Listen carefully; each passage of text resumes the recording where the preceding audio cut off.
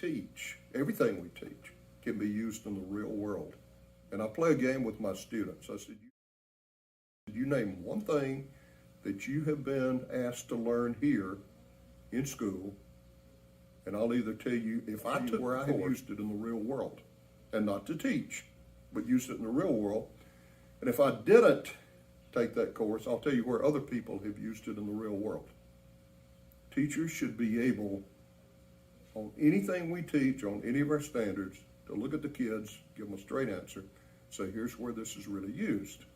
If you can't do that, you probably do need an externship. I was teaching chemistry one year, and there was a sweet kid. He was polite enough, but he didn't really apply himself. 2 years later, he comes back and he knocks on the door and he said, Mr. Ames, I want you to know something. I never thought I would use chemistry, and now I use it every day. And I said, really, Sam, what are you doing? He said, welding. Yeah.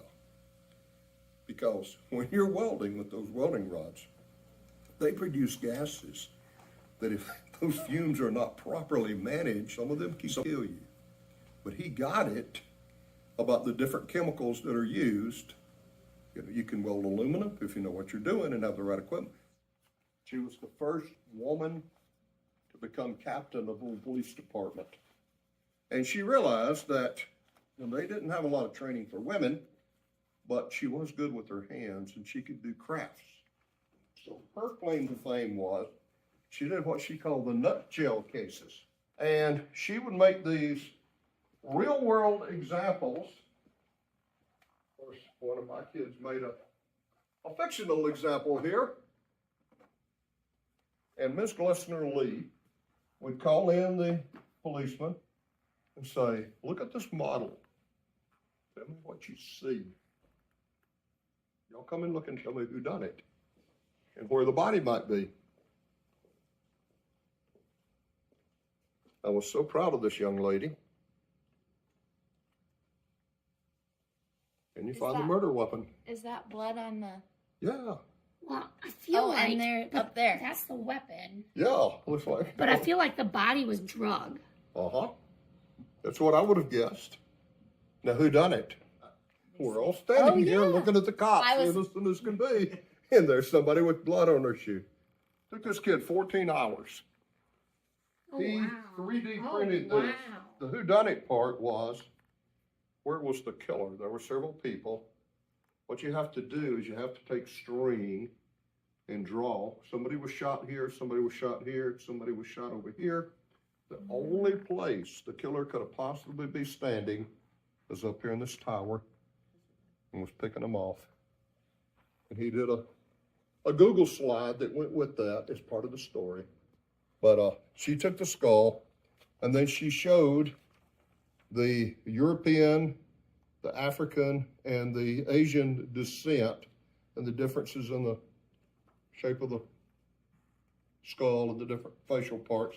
I told her I thought my skull was a young Asian man, based on what I can see from it. She did that. If we were trying to find out who the person was, we would publish that. Yep, these are things done in the real world. 12 gauge does this, and no, we didn't do it on school property.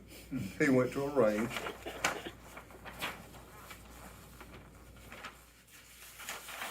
That big hole is where the wad went through. At 10 yards, 12 gauge does this.